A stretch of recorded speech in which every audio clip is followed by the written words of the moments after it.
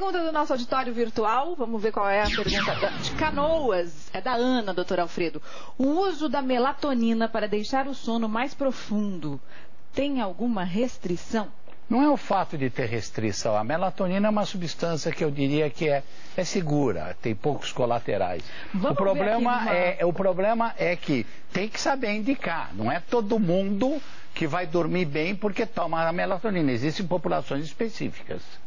Padrão normal de melatonina, a pessoa está ali descansando bem. Tem pouca luz, a melatonina sobe, ela vai dormir bem e o seu organismo vai funcionar como deve funcionar um organismo à noite. Agora, tem uma situação que não é essa. Vamos ver a próxima ilustração aqui.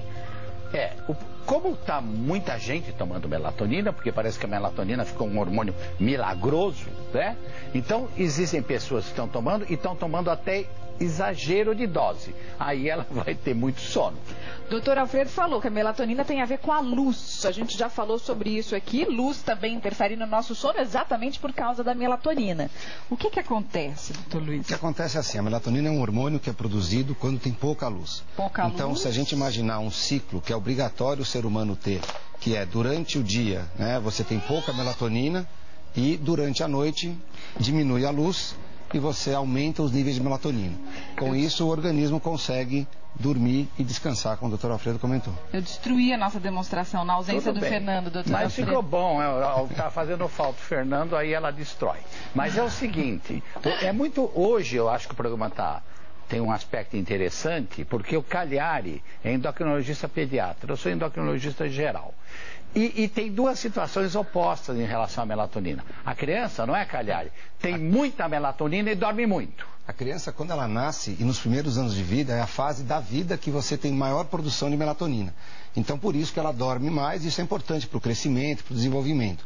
Conforme ela vai crescendo até a adolescência, esses níveis noturnos vão diminuindo. Isso. E isso depois, na idade adulta... E aí chega o coitado do idoso, coitado não, porque é um idoso forte e saudável como eu, entendeu? Mas os níveis de melatonina caem, é um fenômeno normal. E aí, dorme mal. E é curioso, porque você vê que a criança quando dorme, dorme. E a criança quando está acordada, está acordada. A pessoa já com uma certa idade, quando está acordada, dorme um pouco. E quando dorme, acorda. Nessas horas a melatonina tem uma bela indicação. Mas entre essas faixas etárias também tem gente que tem problema de sono. E que às vezes opta por tomar melatonina. Essa questão é polêmica, porque a comercialização da melatonina não é permitida no Brasil. Vamos entender melhor na reportagem da Marina Araújo. Quartinho gostoso, caminha pronta, uma cortina que deixa tudo escurinho, perfeito para uma boa noite de sono. Mas aí a pessoa não consegue dormir. Tenta de tudo, lê um livro, faz um leitinho quente e nada acontece. Só que não tem um motivo bom para ela ter esse distúrbio do sono. Daí ela pesquisa e encontra a tal da melatonina. Você já ouviu falar? Pois é, como se fosse uma solução mágica. Será que ela serve para todo mundo? Quando é que ela deve ser indicada? E já está liberada no país? É o que a gente vai entender agora. Ela tocava bateria, fazia natação, dança, inglês, pintura. Camila sempre foi daquelas pessoas cheias de atividades. Quando você chegava em casa, você já estava exausta? Já estava exausta, super cansada. Era jantar, tomar banho e dormir. Eu acho que a minha dificuldade para dormir começou quando eu realmente desacelerei o meu ritmo e parei com todas essas atividades. Ela parou com tudo para estudar para o vestibular. Aí virou rotina, se revirar na cama sem conseguir dormir. Na hora de dormir eu comecei a ter dor nas costas, não conseguia relaxar, não conseguia... Ficava agitada. E aí você entra naquela neura, né? Ai, meu Deus, quantas horas eu tenho mais pra dormir? Porque daqui a pouco eu tenho que acordar. Eu comecei a faltar na faculdade, porque eu tinha que trabalhar, tá? Só que eu tinha passado a noite inteira em claro. Ela tentou de tudo, tomar leite quente com achocolatado. Peraí, chocolate não é estimulante, não? Bom, mas ela também tentou ler... Daí perdia a paciência, ficava sentada, contava carneirinho e nada funcionava. Passei no neurologista e o neuro me fez uma série de exames e realmente percebeu que o meu sono estava abalado, que já fazia um tempo que eu não dormia direito.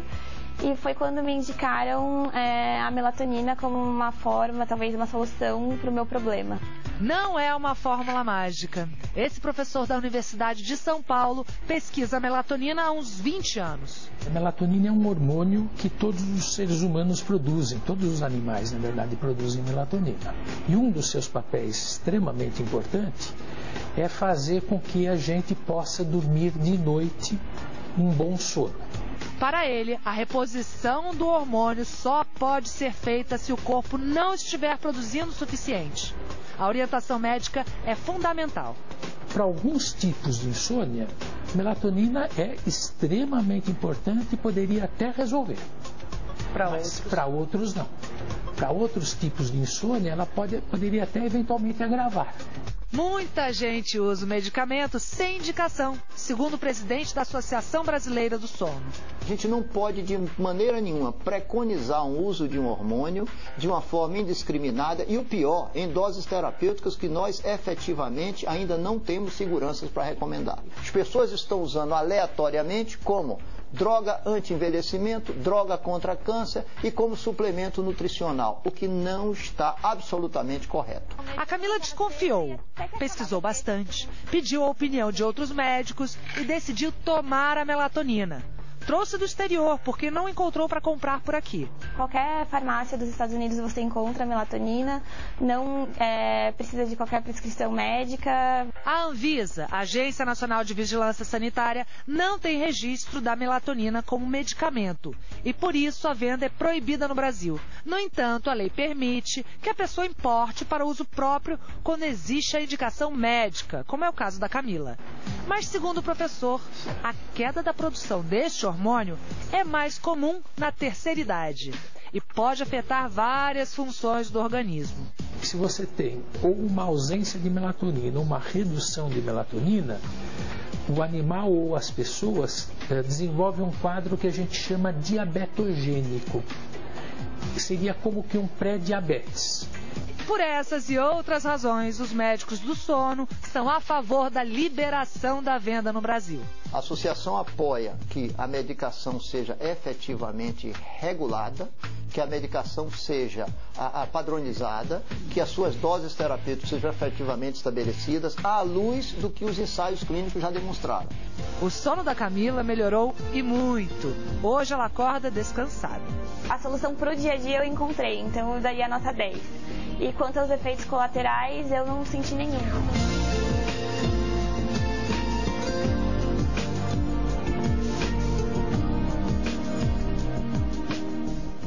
A Camila não sentiu nenhum efeito colateral, mas a Marina Araújo colocou muito bem na reportagem, não é uma fórmula mágica. Tem muita gente querendo dar melatonina para adolescente que dorme mal. Isso é perigoso? Isso é muito perigoso. Como foi dito na matéria, é um momento em que isso não acontece, quer dizer, não há necessidade de repor melatonina e não existe nenhum ensaio clínico em adolescentes, exceto em casos graves de distúrbio de sono. Portanto, os adolescentes têm que mudar os hábitos. Desligar o computador mais cedo, apagar a luz, quer dizer, preparar o organismo para dormir é muito mais eficiente do que tomar um remedinho para poder dormir mais cedo. Daqui a pouquinho, você é diabético? Você faz uso da insulina? Quais são os sinais de alerta para saber se você está abusando da insulina? A gente volta já já.